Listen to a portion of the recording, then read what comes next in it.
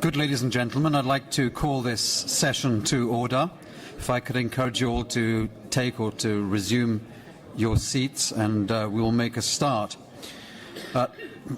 This special session is devoted to the subject of managing South China Sea tensions. My name is Adam Ward. I'm Director of Studies of the IISS, and I'm going to be chairing this discussion.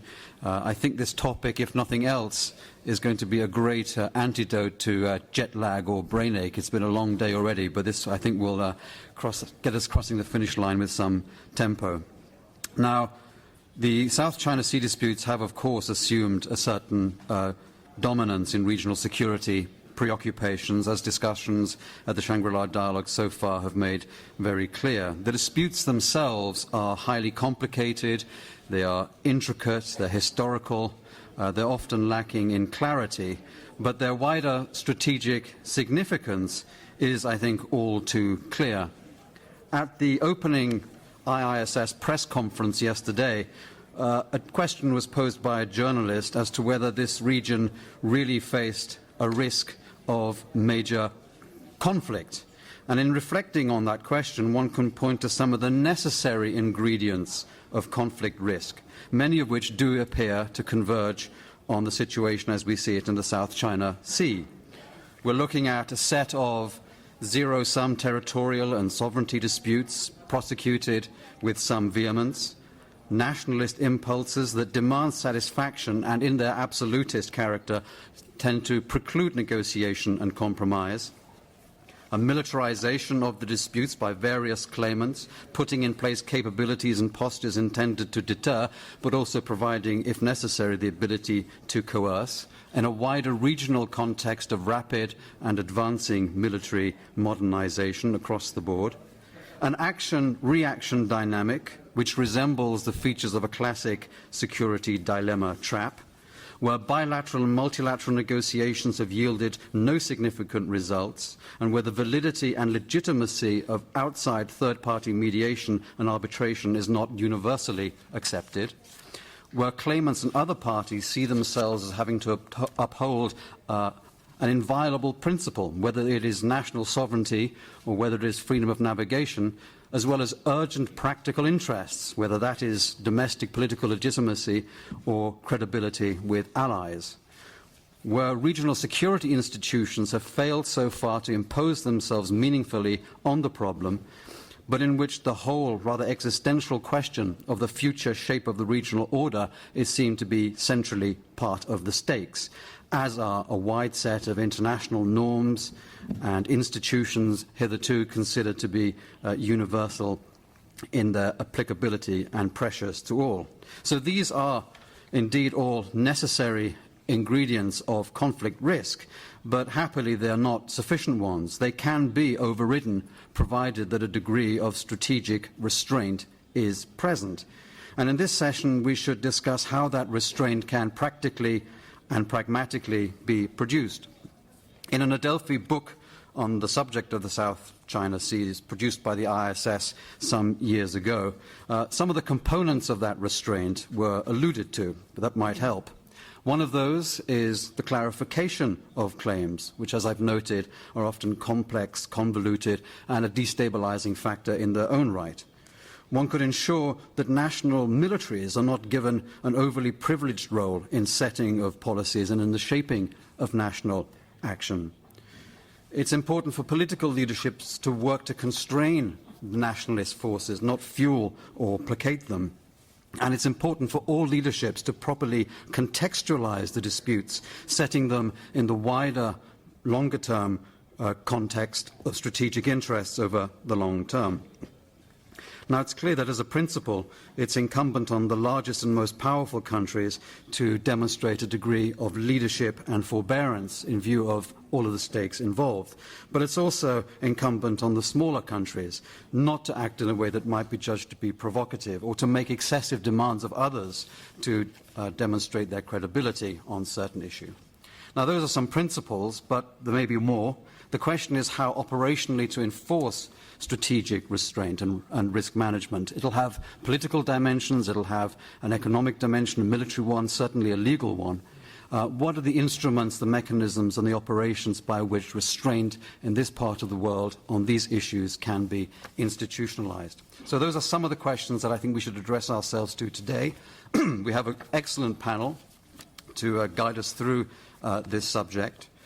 We will start with Senior Lieutenant General Professor Dr. Bui Van Nam, who is Vice Minister at the Ministry of Public Security in Vietnam. He is somebody who has a background as a political scientist. He's been a party chief of the northern province of Ninh Binh, and he is now the Ministry of Public Security, having also a background in important intelligence responsibilities.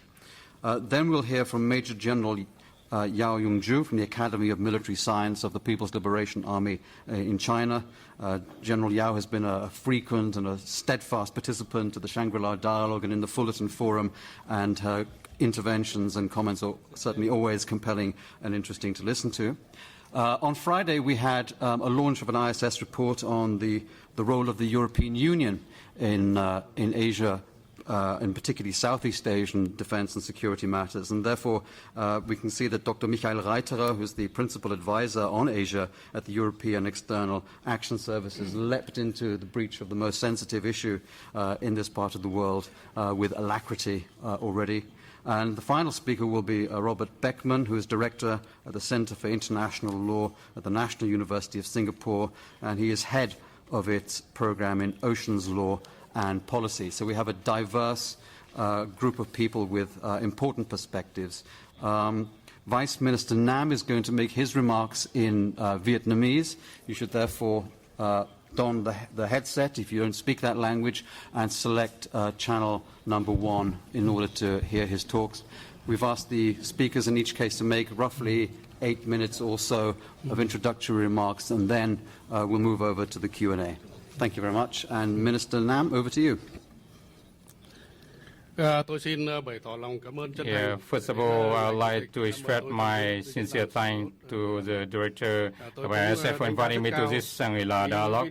I highly appreciate the agenda of this dialogue, which covers in-depth and practical regional security and defense issues. Ladies and gentlemen, the issue of South China Sea is a major hub of critically important international maritime innovation routes.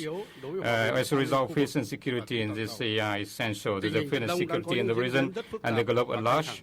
However, the situation in the sea has been evolving with great complexity and tension, which may, without being properly managed and resolved, amplify latent risk, instability, conflict, infringing upon sovereignty, interest, politics, strategic, security, economy, and trade of stakeholding. If the conflict is the case, the stakeholder will be all losers, which each of us would never desire for. In this connection, unilateral action has been ordering status quo of the sea, running counter to declaration of conduct a party in the EC or DOC. International law, raising tension, eroding trust, confidence, threatening peace and security. The current situation has itself posed an urgent requirement on related countries to refrain from and stop all unilateral acts pursuing non-militarization, dialogue and negotiation to join management disputes, should implement DOC and formulate the COC, faithfully respect international diplomatic progress and legal proceeding, constructively take measures to build strategies and promote preventive diplomacy. We are actively welcoming and supporting all legal, positive efforts and action by all countries involved in contribute to peace and security in the region, freedom of navigation, maritime safety on the sea, submarine safety under the sea, marine environment safety in the sea, and area safety and cybersecurity on the air. We are strongly committed to actively working with other ASEAN and IISS countries to ensure regional security through such effective international forums as IISS, IDMM Plus, and AIF to display our consensus among ASEAN countries, as well as the central role of ASEAN in security issue. All stakeholder parties will actively seek practical tools to restrain the risk of collision on the sea. For instance, establishment of the hotline agreement on the codes of conduct on unexpected emergency and foreseeable incident, and the most recent proposal of joint maritime control by naval and law enforcement forces of ASEAN countries. We lay emphasis on the conformity to established law on practical prevent armed collision on the sea. All parties involved to take more important coordinated cooperation mechanism and for less sensitive area and activity on the sea. For example, marine scientific researches, marine environment protection, response to disaster, natural calamity, and joint marine search and rescue, joint coordination to deal with such emerging time marine crime in the region, like piracy, sea robbery, human trafficking, people smuggling in the migration. We are supportive information sharing exchange in proactive development among ASEAN countries with such relevant party and countries as US, China, Japan, Russia, South Korea, Australia, India, with ultimate game to maintain peace and security in Asia Pacific. Lastly, management on the sea tension is a significant issue that requires all related countries, both inside and outside the region, and appear not only government but also scholars and researchers, experts, to work together, act jointly in substantial and sincere fashion towards the construction of peaceful, sustainable, and prosperous region. Thank you for your attention. Thank you very much. You didn't use up all of your allotted time, which I think is impressive, but I think that you mentioned the importance of freedom of navigation, ASEAN-centered institutions, the importance of instruments like codes of conduct, and you alluded to a number of areas where regional cooperation might be possible. General Yao. Thank you. Many friends have told me that I would be on the hottest seat this afternoon on this session on South China Sea. And for the whole morning, I have been listening to the plenary speeches, and it's the most frequently used phrase is rule-based international order, rule-based maritime order, and freedom of navigation and freedom of overflight. So it has been a hot topic in global media, freedom of navigation, and a catchphrase in government policy statement recently. But I have a few points to offer. First, when we talk about freedom of navigation in South China Sea, we have to be very clear that there are several kinds of disputes in South China Sea, and they are very different disputing parties, and they may or may not have anything to do with freedom of navigation. The first kinds of disputes is over islands and reefs, the land features and related territorial and other maritime rights. These disputes are among 5 nations and 6 parties. By 6 parties, I mean China's Taiwan. They have overlapping claims over land features, and they have conflicting claims over related fishing rights and underwater resources, which have in the past triggered confrontational activities between and among fishermen and the law enforcement forces of the claimants. These are territorial disputes, which are irrelevant with freedom of navigation. The second kind of disputes is over whether foreign military ships and aircraft should carry out reconnaissance and surveillance activities against a coastal state in the EEZ of that same coastal state. In the South China Sea, such disputes are primarily between China and the United States. The U.S. intelligence gathering activity are growing with frequency and density in the air, on the surface, and underwater in Chinese EEZ for more than a decade.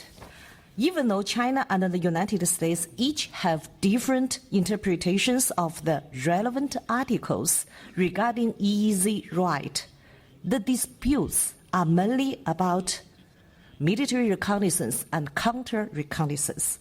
They have in no way impeded shipping or any flow of goods in the South China Sea. In the morning's sessions, I heard a lot about the importance of the South China Sea as international waterways, and the huge amount and the percentages of goods and shipping over the South China Sea, and that it is related with freedom of navigation. But this has nothing to do with the kinds of disputes so far I have mentioned.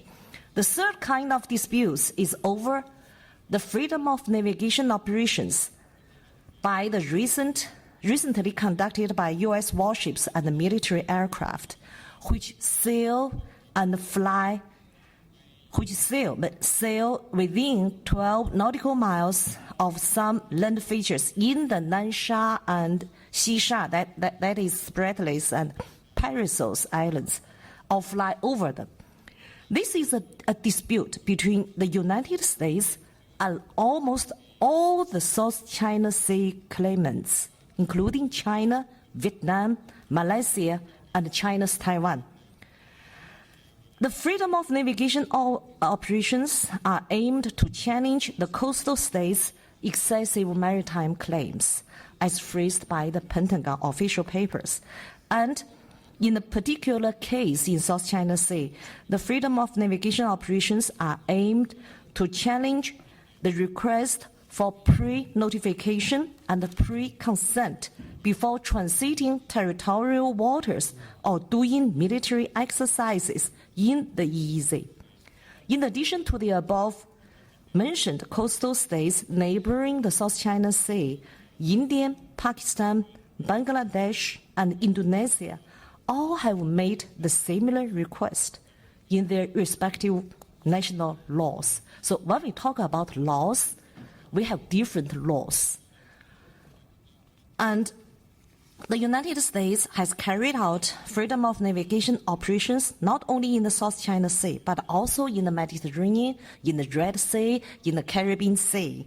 And such disputes exist between the United States and coastal states all over the world. Apparently, the United States and those coastal states interpret freedom of navigation in very different ways. The United States, as of today, has signed but not ratified the UNCLOS, the UN Convention of the Sea, the UN Convention of Law of the Seas, which laid the foundation for the current rules-based maritime order. Therefore, the question is, who has the right to impose an interpretation and take responsibility to enforce that interpretation as international rules and norms? I will very briefly speak about China's approach to the three kinds of disputes. To solve the territorial disputes, China advocates peaceful talks and negotiations through bilateral frameworks, and China had successful experience with that. In 2000, China had solved its territory EEZ and continental shelf issue in the Tonkin Gulf with Vietnam through negotiations. China and ROK has started negotiations on maritime demarcation, and so far they have had 2 rounds of talks. Based on such successful experience, there is no reason why China cannot solve its territory disputes with other claimants in the South China Sea. For the second kind of disputes, the reconnaissance and counter-reconnaissance, China is strongly opposed to the U.S.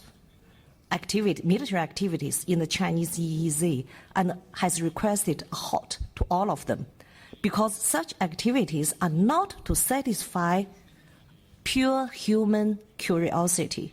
They have a military purpose, and they show the hostilities to a coastal state by a maritime power, which might take, and the coastal state might take these activities as a kind of battlefield preparation. China wants the due regards to its national security, which is written in UNCLOS, the rule-based due regards, whatever it means. It does not mean that United States, I don't think whatever it means, it does not mean that what U.S. is doing up there. In the meantime, to avoid collisions and close-ups, Chinese military has set up crisis management mechanisms with its U.S. counterparts. And 2 years ago, some MOUs were signed on the rules of behavior for safety of the air and the maritime encounters, so that whenever they meet they operate in a safe and standardized manner. However, so long as these activities continue, the possibility of crisis exists. For the third kind of disputes, China has said many times that freedom of navigation in South China Sea is not in trouble at all. The United States defined freedom of navigation is for its warships to take the broad, not to take the broad Euro waterway, but to sail in the territorial waters and do all kinds of military things in the EEZ of coastal states without pre-notification and pre-consent. Whether it should be the rules, norms to do so is not for the United States to say. It is for all the relevant parties to discuss and to agree to. I don't think any state has the right to impose its own understanding of freedom of navigation as a universal rule and label those who does not agree as a default violator of freedom of navigation or even violator of the rule-based international maritime order. Lastly, just one small thing, that is China is the largest stakeholder in the freedom of navigation in South China Sea. China is the largest trader. It moves 90% of its trade over the sea, and 86% moves through the South China Sea. China is the largest crude oil importer. 90% of its oil is shipped over the sea. China is the largest shipbuilder and has the largest shipping fleet in the world. I just cannot think of any reason why China should impede freedom of navigation, especially in the South China Sea. Thank you. Thank you very much for that very careful presentation. It'd be interesting to see whether other panelists share your sense of the way in which these various disputes need to be categorized in that triumvirate way. And I'm sure there'll also be interest in the room in hearing about China's attitude towards the forthcoming ruling in the Court of Arbitration in the Philippine case. If it goes against China, how and by what means will China demonstrate that it does not regard such a ruling as legitimate? Would that include activities in respect of the Scarborough Shoal? Would it include the declaration of a ADIZ in the South China Sea? So you might just prepare yourself for a question along those lines in a little while.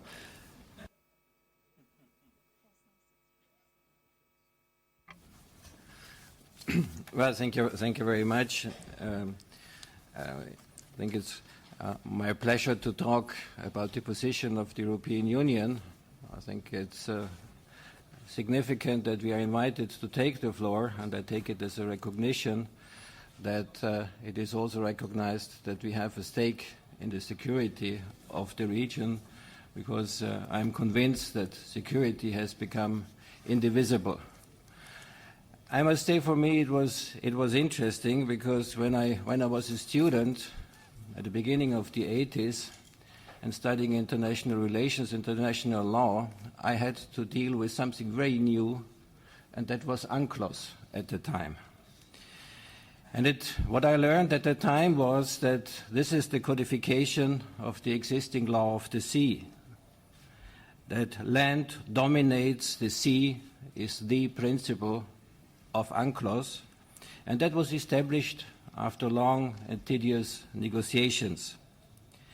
I also learned that sea was not exclusively the domain of the reserved for littoral states, but according to different zones, but then especially to the high seas, it was the common heritage of mankind, including its use.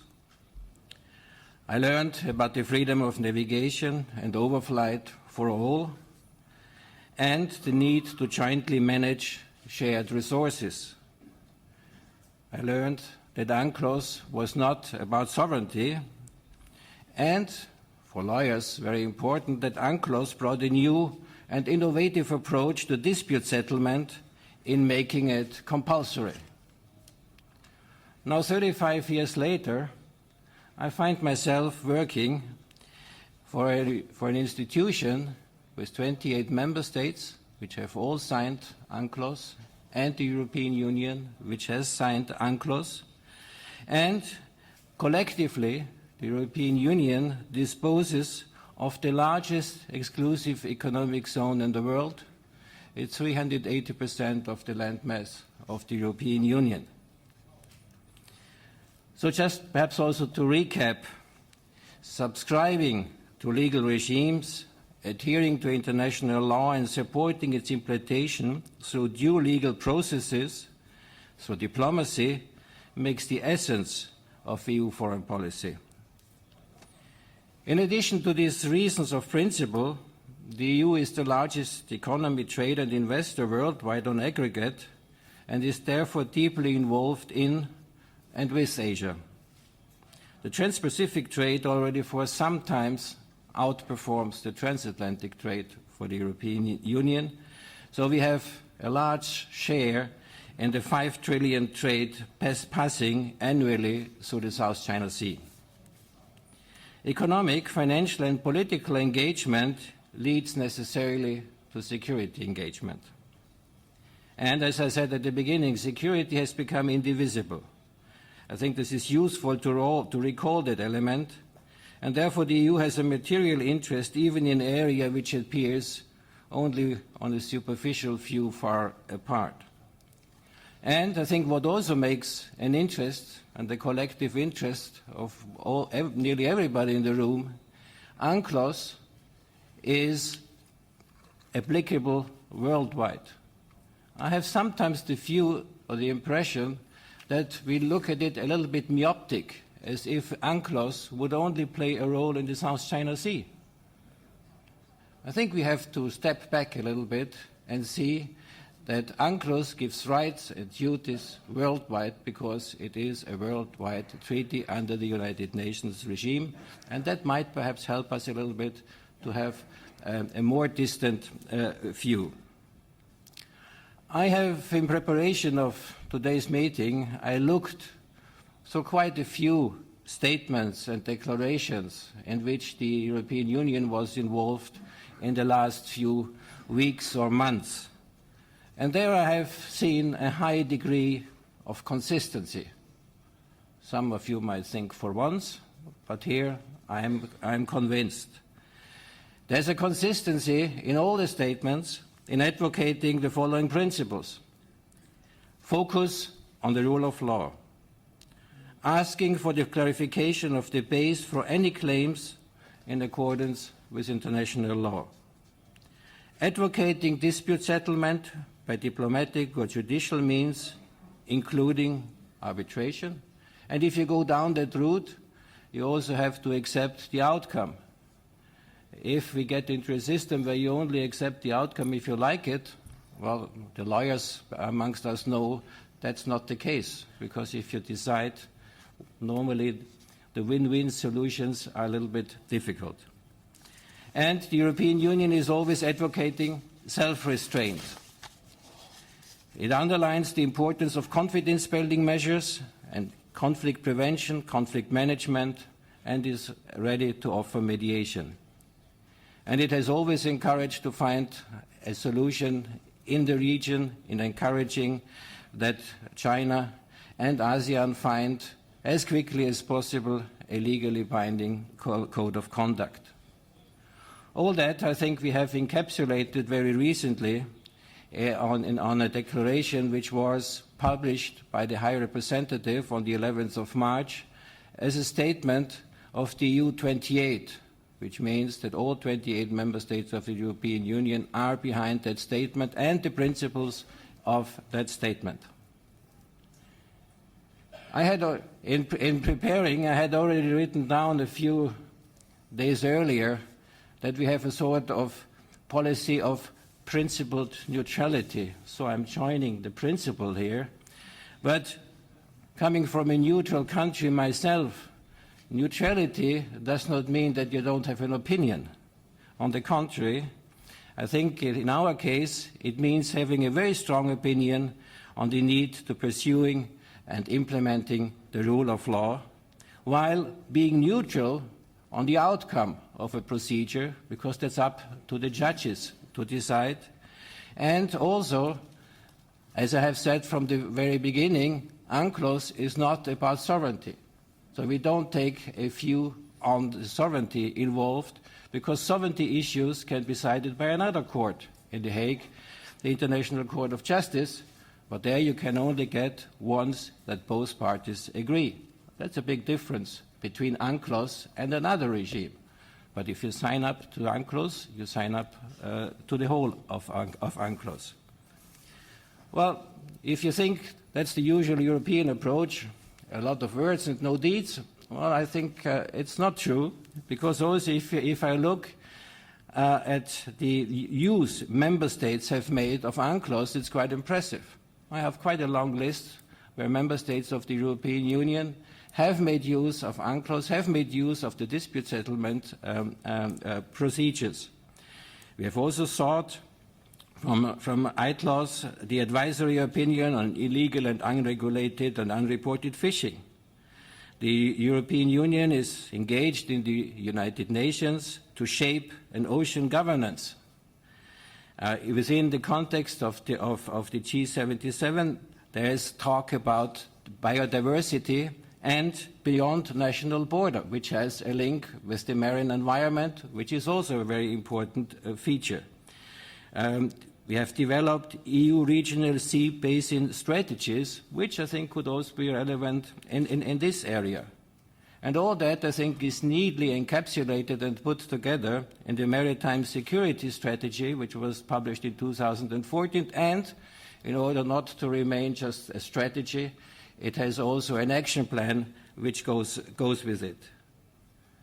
I would also like to underline that the EU practices the joint management of shared resources, especially through what we call our common fisheries policies, which comprises the protection as well as the exploitation of a species which is notorious for not respecting national borders. Therefore, the EU is also ready to share this experience and contribute to related capacity building, like we have already done now several times in high-level dialogues with ASEAN. And there the EU is ready to engage, also if the issue is sensitive. And I think we have shown that in the past in a completely different context when the EU, together with ASEAN, was engaged in Aceh. The EU is part of various networks in Asia, like in the ASEAN Regional Forum, and we have signed up in 2012 to the Treaty of Amity and Cooperation, I think, which also gives us, in addition to the political, economic and financial interest, which I have tried to explain, another legal stake in dealing with that issue, in addition to being signatories to UNCLOS. So based on the European experience in integration and peace building, the European Union advocates and performs a law-based cooperative diplomacy without the threat or use of force, and that's certainly something which we would continue, and I think this is also one of the features which is missing here in that area, and we are very happy to contribute according to these principles, because I think, as we are convinced, that as there is no overarching security structure here in Asia, these principles can make a contribution, and we are ready to help along these lines. Thank you very much. Thanks very much indeed for that description of the characteristics of UNCLOS, EU attitudes towards it, and the way in which it has in fact been used by EU in the recent past, and how that might in fact be transferred to practices in this part of the world. Robert Beckman, please. Thank you very much. It's my pleasure to be invited to the Shangri-La Dialogue, and it's an honor to be on this panel. I don't have any prepared remarks, so I'll respond to the remarks by the other speakers. First, with respect to territorial sovereignty. When we talk about territorial sovereignty, we have to I would disagree with my colleague from the EU in one respect. UNCLOS does have something to say about territorial sovereignty. UNCLOS says the land dominates the sea. UNCLOS says you can make maritime claims from land territory, and that includes islands, and it defines an island as a naturally formed area of land surrounded by and above water at high tide. Therefore, if you accept UNCLOS, you cannot claim sovereignty over low tide elevations, you cannot claim sovereignty over seabed, and you cannot claim sovereignty over the water except in the territorial sea surrounding an island. So in that sense, sovereignty claims are governed by UNCLOS. What is not governed by UNCLOS is how to determine who has the better claim to an offshore island or to a piece of territory. That is governed by principles of international law that cannot be raised in a dispute under the UNCLOS dispute settlement mechanism. Like in the Pedra Blanca case between Singapore and Malaysia, two states can agree to go to an international forum and ask them to determine who has the better claim to sovereignty. Now, the second point is the status of features.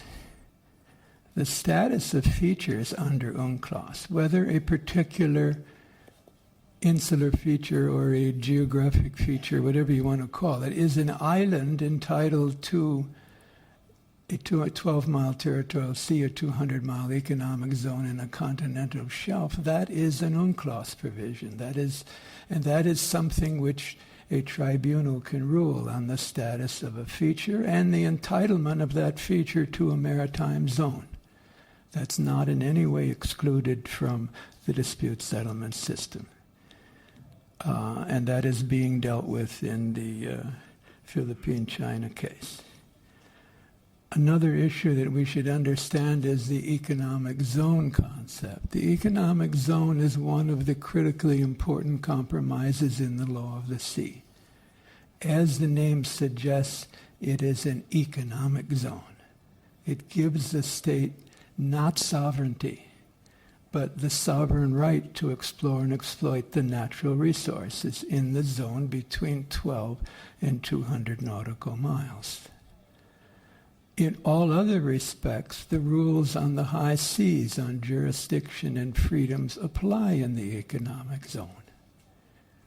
It is true in exercising freedoms, a state must have due regard. But it doesn't say due regard to the security interests of the coastal state. It says due regard to the rights and obligations of the coastal state under the convention, because the security interests of the coastal state stop at the 12-mile limit. The waters beyond 12 miles, the economic zone, the argument would be, and I think the argument I would support, is that the military uses are perfectly permissible. That was the understanding under the convention. That includes reconnaissance activities. Now I'll come back and I'll criticize the Americans. I'm a former American, by the way. I'm a Singaporean now. I unfriended the Americans a few years ago. But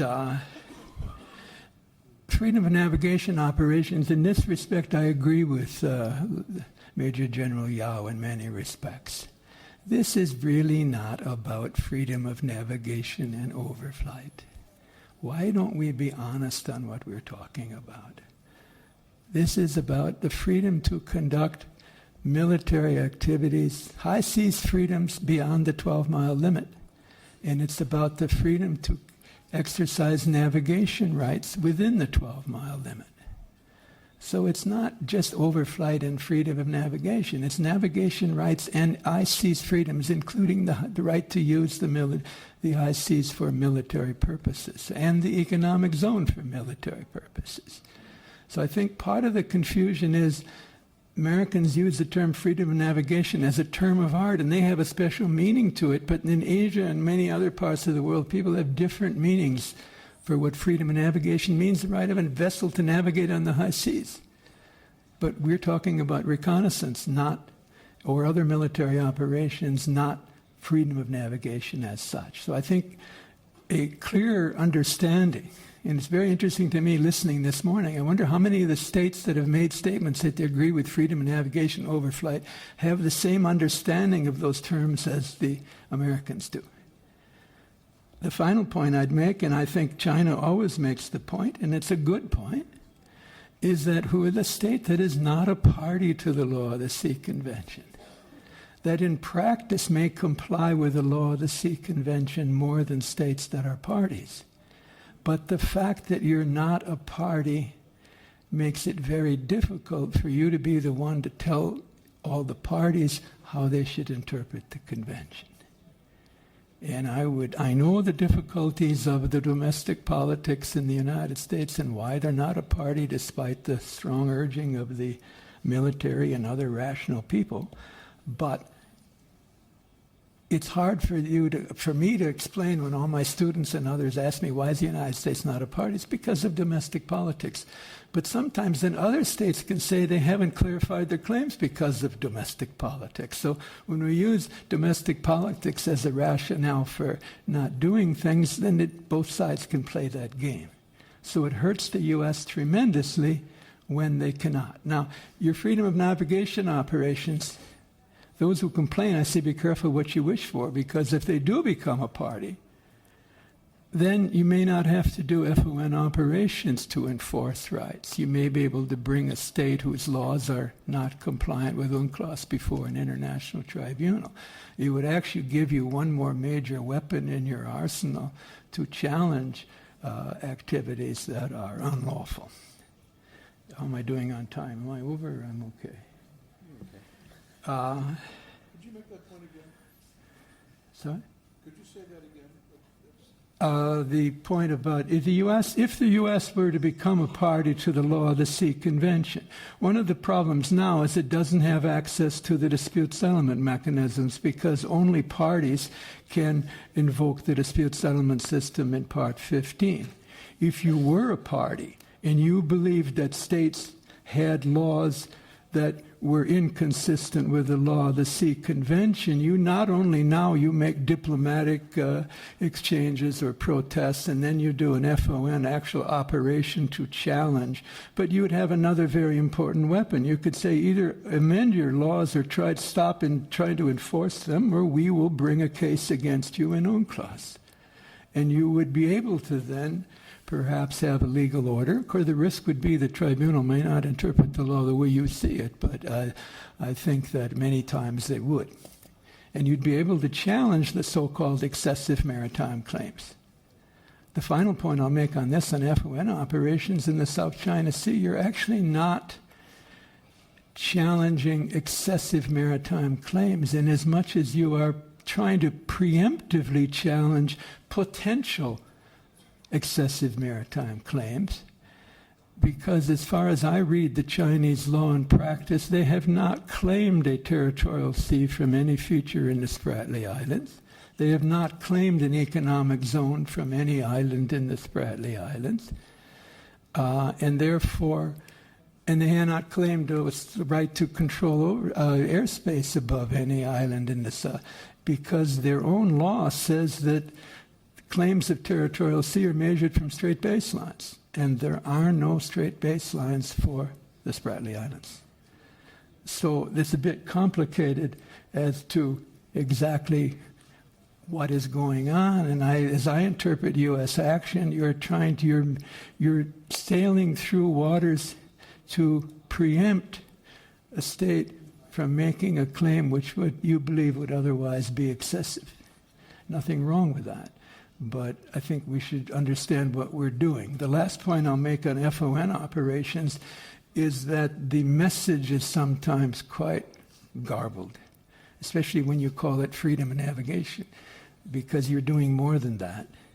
And therefore, your message should be clearer, because by the time it goes through the press, the reader gets very confused as to exactly what you're doing, and it appears that all you're doing is exacerbating the dispute, and perhaps you have a purer motive, if we assume that. In terms of managing tensions, I think international law can help manage tensions.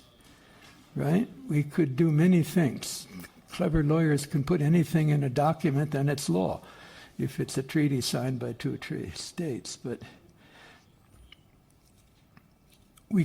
one way to reduce the tensions would be to everyone agree to allow freedom of overflight through the disputed islands and over the disputed islands, without prejudice to your underlying claims. Another one would be to retain the status quo on occupied features for the foreseeable future, and have everyone stay a particular distance away from any island that is occupied by another power. This would reduce the risk of incidents at sea where one vessel is getting too close to a feature occupied by another. So there's various incidents that can be done. We can set aside the sovereignty disputes. We can also set aside the maritime claims and work toward joint development and other cooperative measures. If the political will is there and people are willing to act in good faith, nothing is impossible, right? But there has to be trust and there has to be political will. My final point I'll make, in terms of FON. In the long run, I urge my colleagues from China to think about the fact that in the long run, the state that you have the most common interest with on so-called freedom of navigation is the United States. Because the current rules on use of the ocean for military activities are the result of lobbying at the Third Conference on Law of the Sea by the Soviet Union and the United States, because they have to move their navies around the world freely, and they insisted on a regime with Straits Passage and archipelagic sea lanes passage and economic zone that would enable the navies to do what navies always do. And as the next major maritime power with global maritime interests, it doesn't make sense to me that you're challenging the system that will favor you. So I would think that one through, and I think there seems to be a gap between the time your interests change and your policy changes. Thank you very much. Robert, thank you very much indeed for those fascinating technical perspectives and also for the practical recommendations. We now have some time to hear from everybody else. If you'd like to make an intervention, as I sense a number of you do, please put your name board up vertically and then I will call you. We'll try to get through as many as possible. First person to catch my eye was Bonnie Glaser. Thank you to the four speakers for excellent presentations. I have a few questions for General Yao. First question, very brief, is whether China would be open to a CUES-type agreement that would establish protocols between coast guards in the region. I know that initiative has already been tabled by some countries, including Singapore. Is that something that China would be open to? Why or why not? Secondly, in March, there was the incident where there were about 100 fishing boats, I think, in Malaysia's EEZ.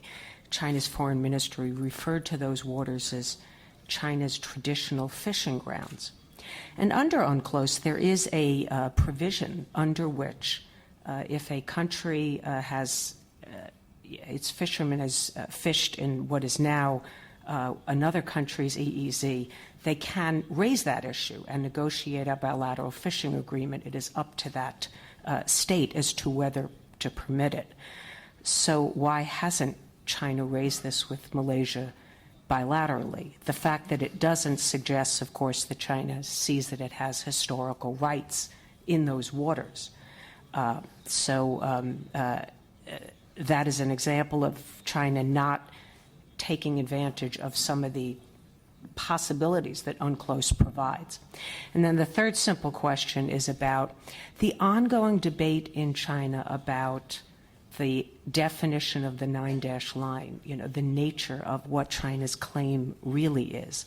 And I wonder if you could comment on whether you think, as we stand today here in 2016, does ambiguity still serve Chinese interests? What is it really going to take before China will be able to forge a consensus domestically on what the definition is of China's claim? Thank you. Thanks, Bonnie. Carl Thayer, please. Thank you, Mr. Chairman. In light of Bob Beckman telling us that China hasn't passed into legislation baselines around any feature in the Spratlys, therefore there's no defined territorial sea or exclusive economic zone, my question is this. Could General Yao please tell us what is the legal status of China's declaration of a military alert zone or a military security zone when foreign military aircraft, not just American foreign military, but from Australia, which is a signatory UNCLOS, pass through or over that particular area, or when a PLAN warship tells a plane that its security is endangered by a routine flight in international airspace. So what is the legal basis since China has signed UNCLOS of these Chinese declarations? Thank you. The Luo, please. Thank you, Chairman. I have a comment to make. And this morning, Secretary of Defense and Military Carter mentioned the principle for 38 times. I'd like to ask whether the principle is consistent or double standard. I have several pictures to show you. The Philippines has completed the construction of a runway of a military airport on a South China Sea shore. I'm afraid that nobody in this room is able to see it in any precision or detail. So if you could just simply summarize the discrepancies as you perceive them very quickly, and then we'll move on. It's 1/3 the size of China. And has begun to set citizens to living on some of the islands shore.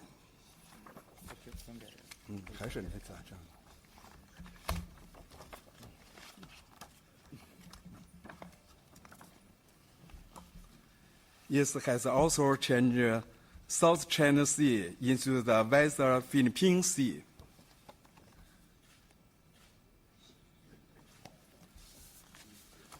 How will the United States apply its principle in these cases?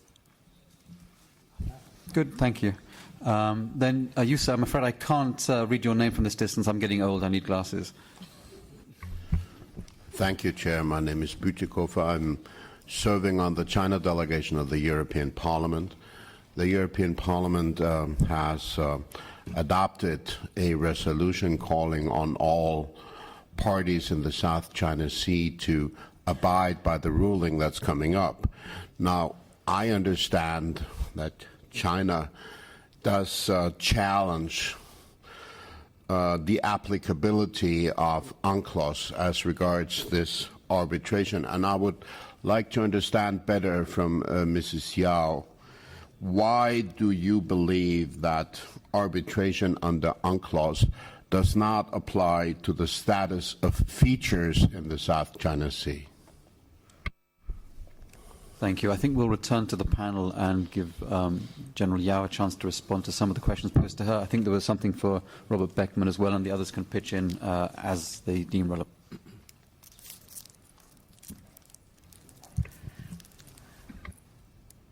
All in the audience, I think, are more professional than me because you ask very specific legal questions. And I have been serving 46 years in the military, and I have been a soldier, and I think in logic, in strategy. But if you ask me these detailed questions, you deserve an answer, and I will give you a soldier's answer, which might not be so professional. Q's type agreement among Coast Guards, right, Bonnie? My good friend Bonnie always asks good questions to me. I think China should be open. I don't think there is any reason for China not to. If the navies of 9 ASEAN countries can agree to queues, and maybe I think that would be included in the COC discussions. And the second question on the 100 fishing boats, I have no knowledge of that event, and I think you said that China should have raised this question publicly and try to use legal means to assert its fishing rights. It's just sometimes not the ASEAN and the Chinese way to take a dispute to a public platform and to push each other into respective corners. So if it has not been made public, it might have more rooms to get solved quietly. I'm not sure. Actually, it's the first time for me to hear that event. I don't know. I don't know the. Yeah.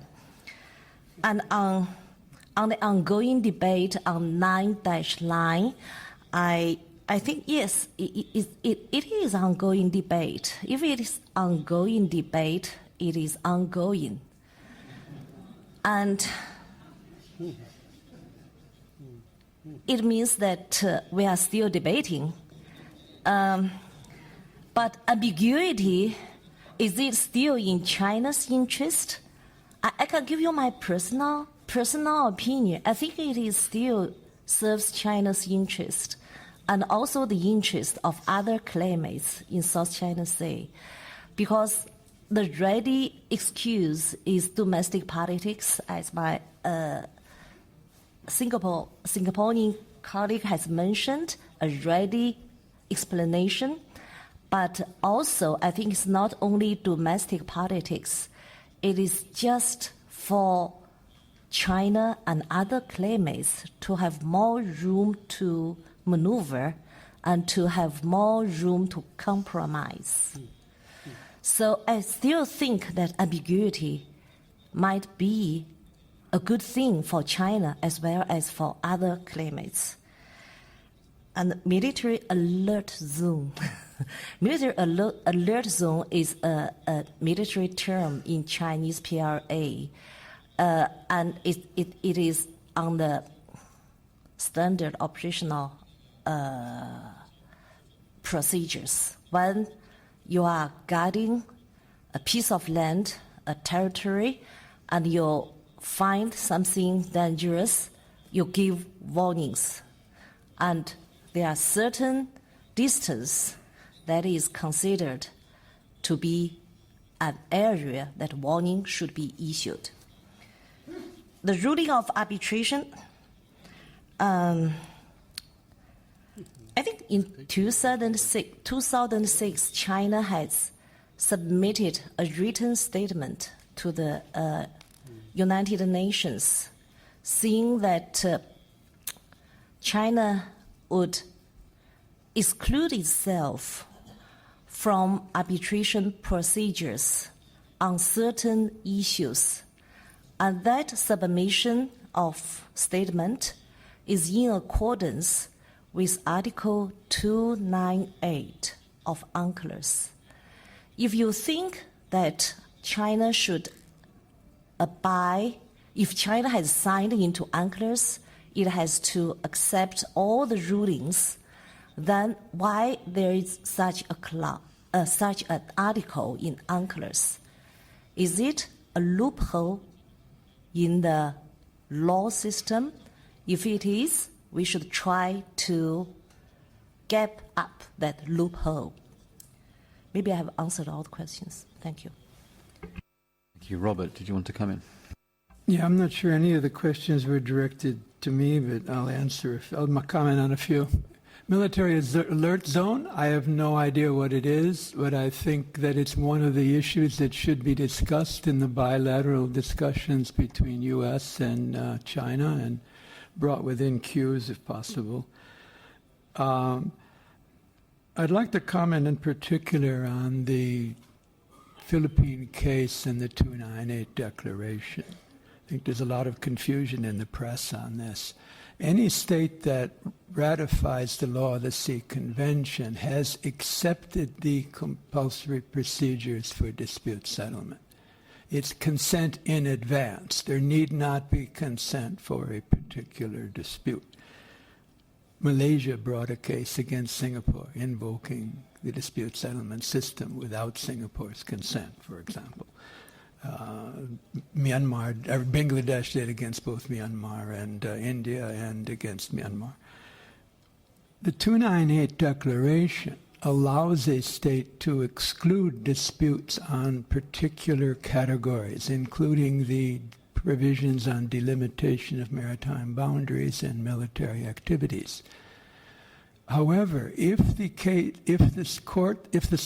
state that has made such a declaration believes that the case raised against it should be excluded, or at least some of the issues should be excluded, it's not its right to say the court doesn't have jurisdiction.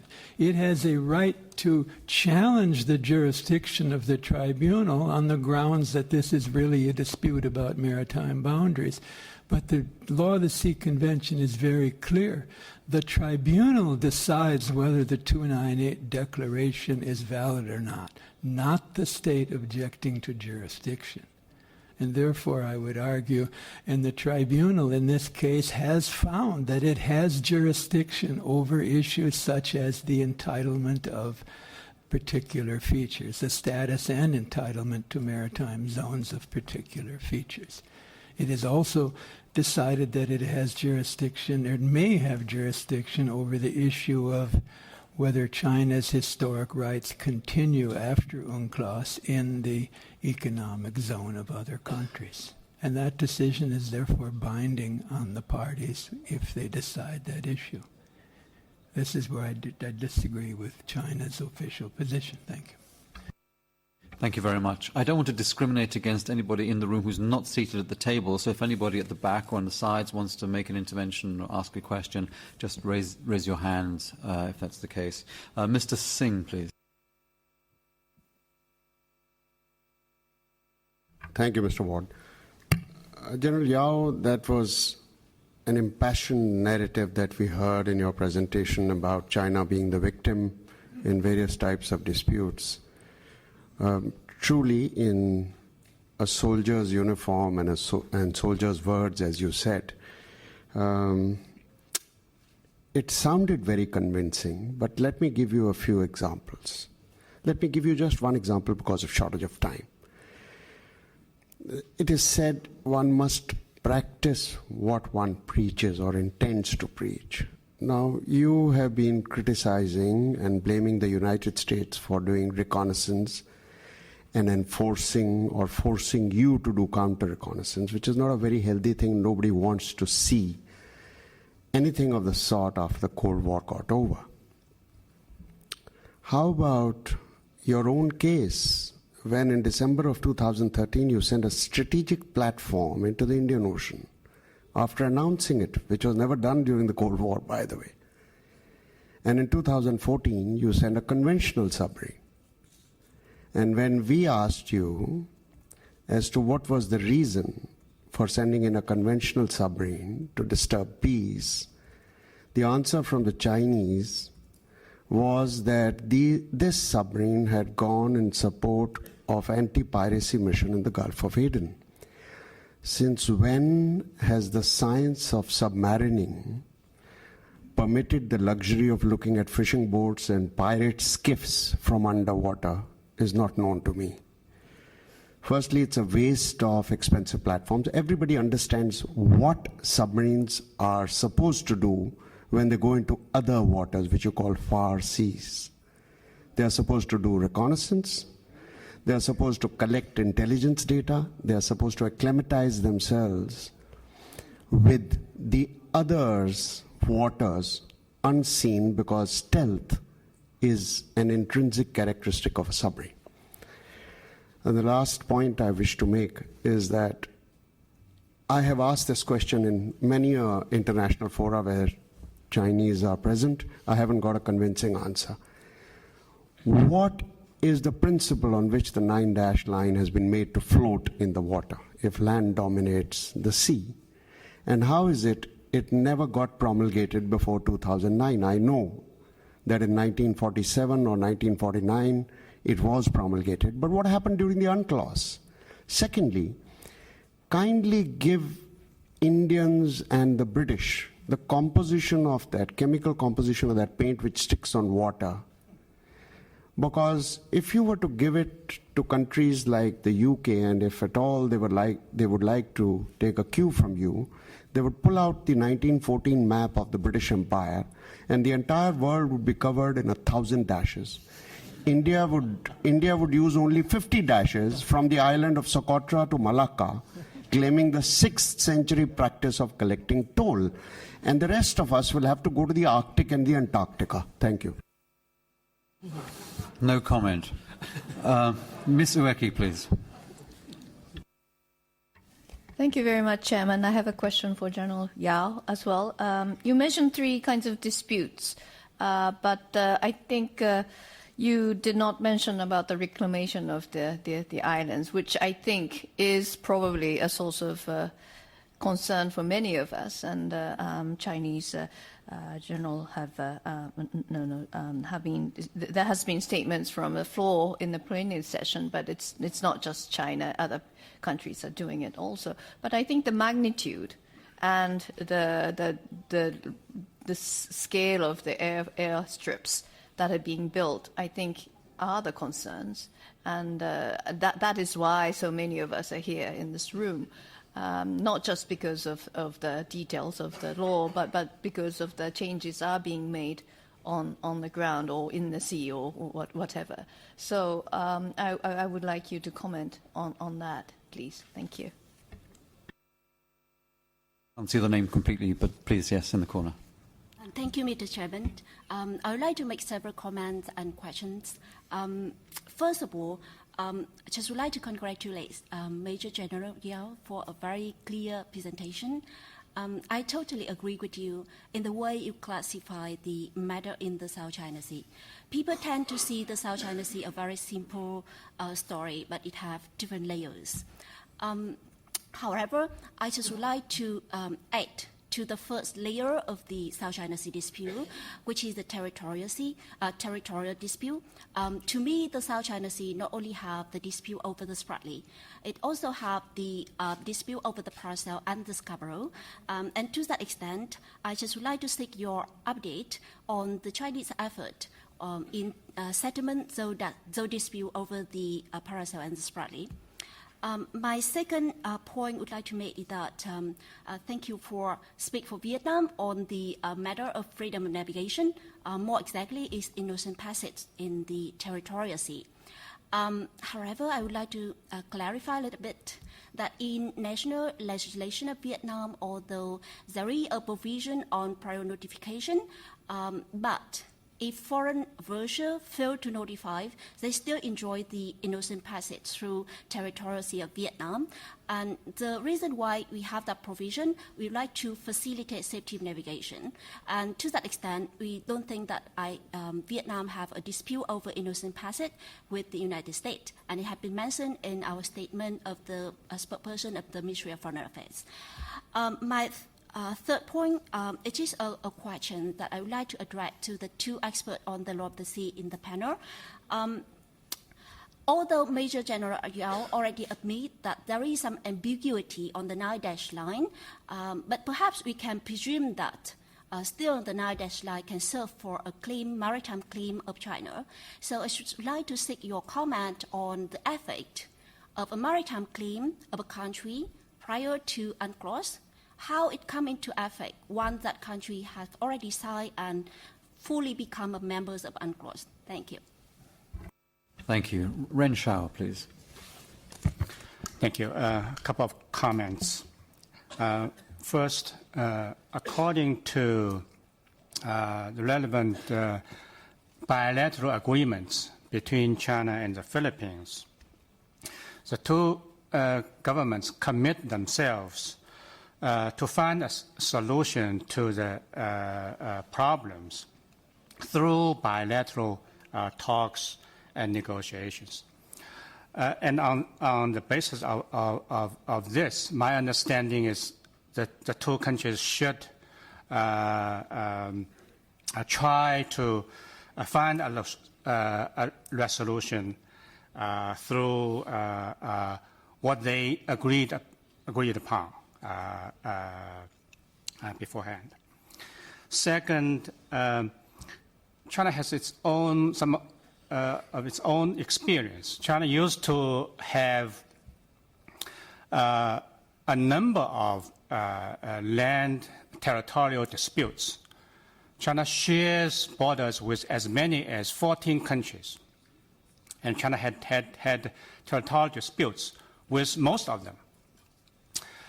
Over the years, China tried to work with the neighboring countries and solved most of those territorial disputes with its neighboring countries, with only 2 left. And those resolutions are effective and enduring and sustaining. In that sense, for China, it is possible to find a resolution with a neighboring country to solve the dispute between China and that particular neighboring country. So for China, it is possible to do so, right? And also another experience is that perhaps we should allow more time for the relevant parties to find a way out. And also, just by the way, China is not familiar with international arbitration. So that also partially explains China's preference for bilateral negotiations. And finally, and I think it is a fact, and perhaps unfortunate, that is, an arbitration ruling will not help with solving the problems in the South China Sea. Thank you. Thank you. There's a lady at the back holding her card up. If you just stay there, a microphone will reach you right now. Thank you. Thank you. I'm Jana Diakawati from Indonesia. Well, first of all, thank you for all speakers. Your presentations were very wonderful. And since General Yao mentioned about, sorry, this is not only for General Yao, but since you mentioned the code of conduct, I know this is maybe I hope it's not a normative question, but ever since we are heading towards the PCA ruling, some have wondered and questioned about is the code of conduct still feasible? Is it still, do we still need it?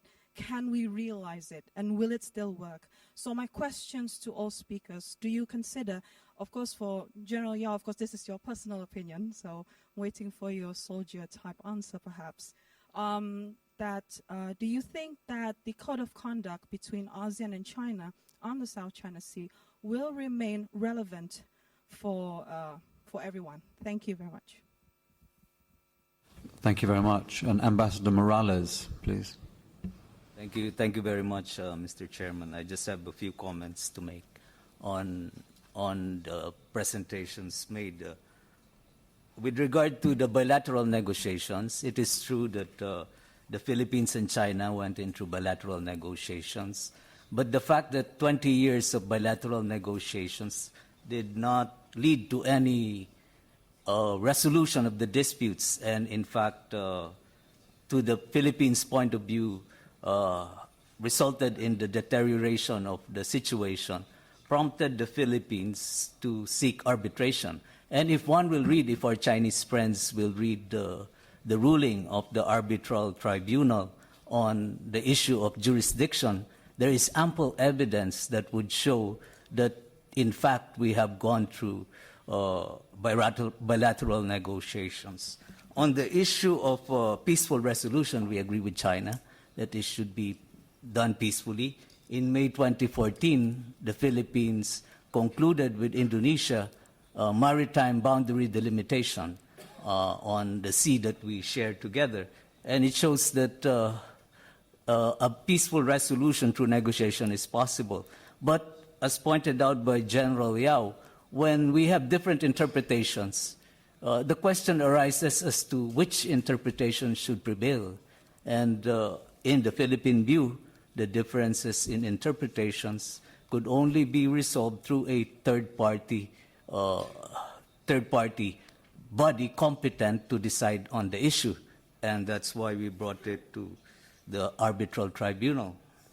On the comment that this is not an Asian way, I think before bringing it to the public, the Philippines invited China to join in the arbitration, and there are ample evidence that Asian countries have resorted to this, as pointed out by Professor Beckman. Thank you. Thank you very much. And then Mr. Suryana Ayana, who's been waiting very patiently.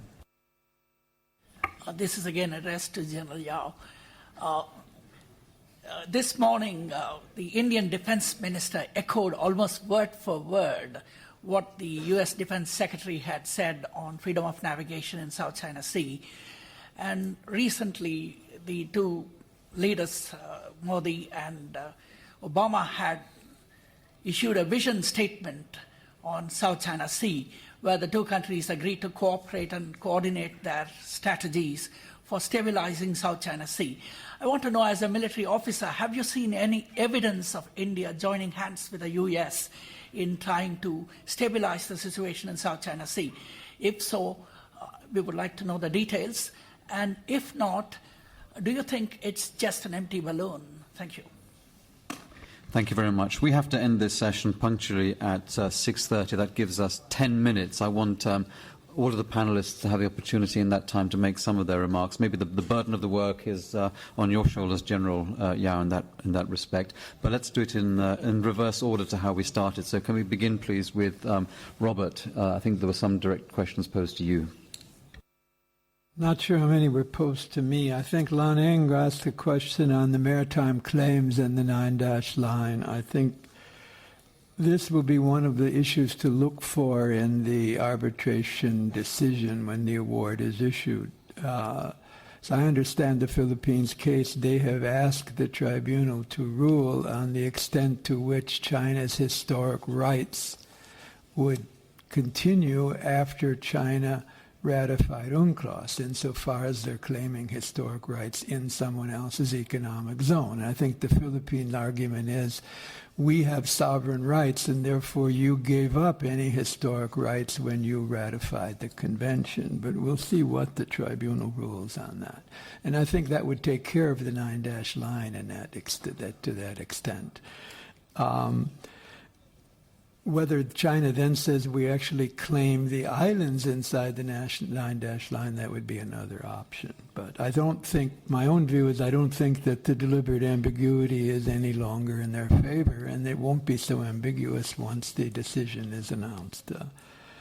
In terms of the there was one other issue on the tribunal on maritime boundaries. You must keep in mind there's two things that the arbitral tribunal cannot rule on. One of them is who has a better claim to any of the features. It cannot, sovereignty, that's not an issue of law of the sea. The other thing, China has excluded disputes on maritime boundaries.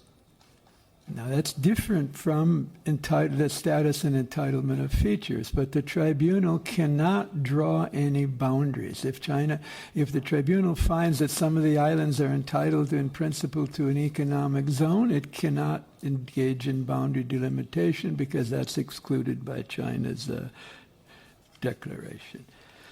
Whether the code of conduct is still relevant, I guess ASEAN centrality is still relevant. I think what's changed from the time the code of conduct was put on the agenda is that the whole issue of South China Sea has been much more internationalized than it was at the time.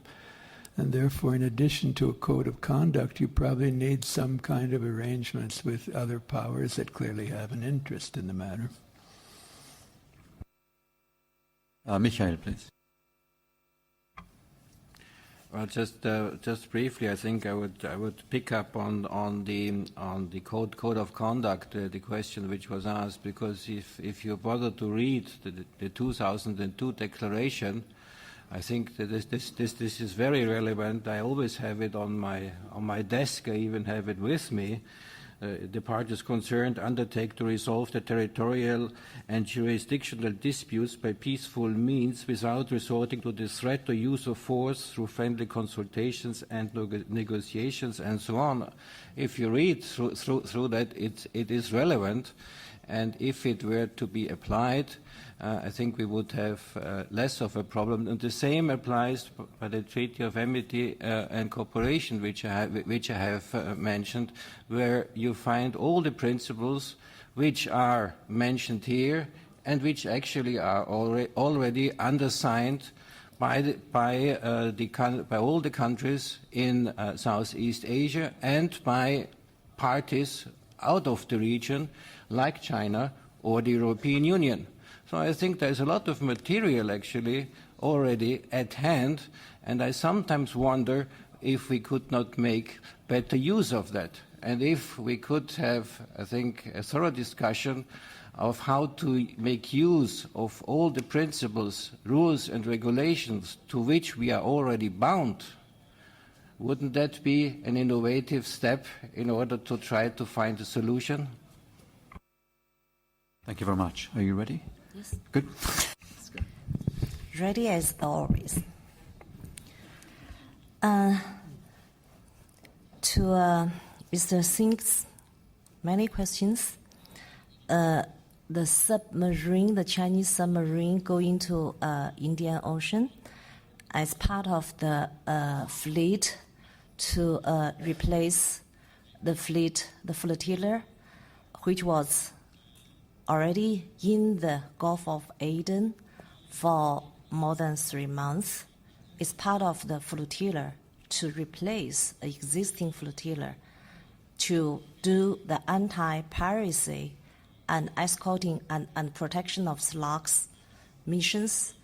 China has, according to Indian law, national law, pre-notified Indian government. And China has said it's not against any party. And a submarine going with a flotilla to do the escorting or the anti-piracy operation is not China's invention. A European country also in that mission, international effort, I forget exactly, it's Denmark, maybe it's Denmark, had done the same thing, had done the same thing before. So China has not set an precedence. On your comment on historical rights, I know, I can just hope that that India could have inherited the 50-dash line from the British Empire in 1947 when your country declared independence. And on my Japanese friend, the reclamation of lands in South China Sea, is it a criticism against the reclamation itself or the scale and the speed of the reclamation? China is very capable of doing things now. It's always doing things in a faster pace, especially in infrastructure construction. So if it's rule-based construction, it's rule-based, it's legal, then what we should criticize or the practice itself, the reclamation itself, not the speed and the scale of the same thing. And what else? Thank you for my Vietnamese friend for correcting me on your national legislation. So you ask for notification, but you actually doesn't care whether you are notified or not. I will remember that.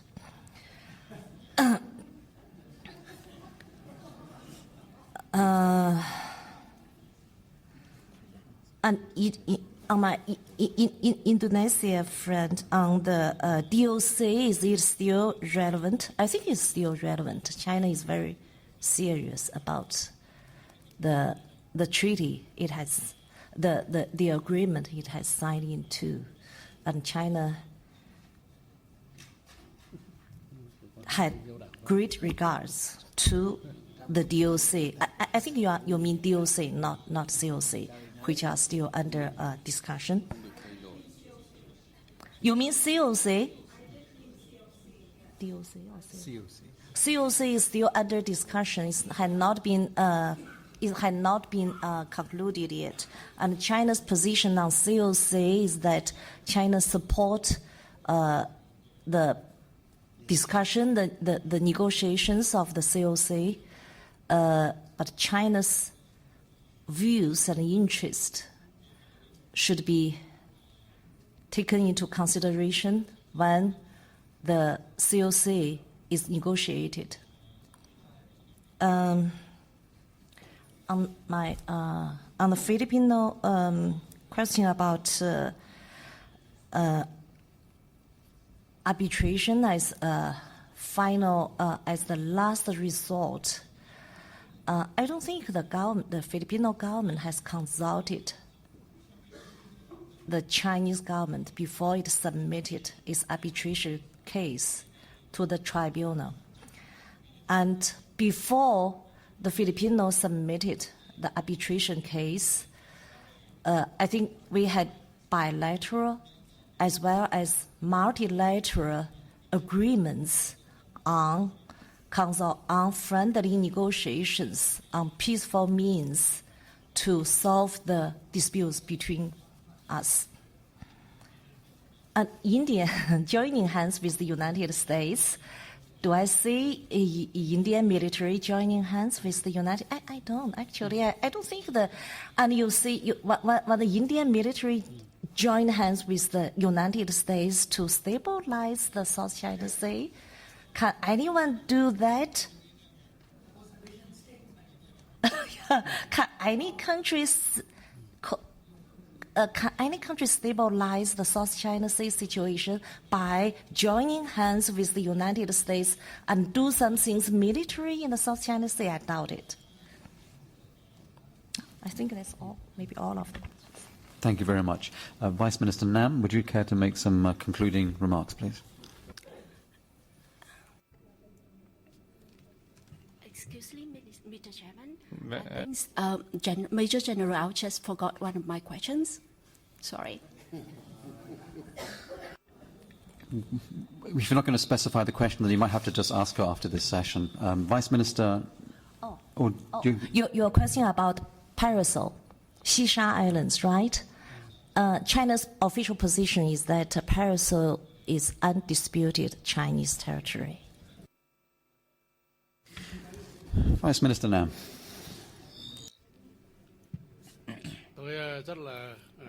I very grateful for very feedback and comment on our presentation and the number of speakers. All the feedback and comment focus on Major General Zhao. Some feedback by Mr. Zhao quite convincing, but some we need more discussion and talk and deep analysis. Any problem related to the sovereignty in the EC Vietnam working very closely with other countries, especially ASEAN countries. We have a lot of things in common and similarity. We continue to build trust and continue to find out physical solutions and to create the stability, peace and security in this region. Thank you for your attention. Thank you very much indeed. Tomorrow we move from managing South China Sea tensions to the session, the challenges of conflict resolution. The French Minister of Defense, the Deputy Minister of Defense of Vietnam, and Admiral Sun Jianguo, Deputy Chief of the Joint Staff Department of the Central Military Commission. We look forward to seeing you there, but in the meantime, please join me in thanking our speakers for the presentations this afternoon.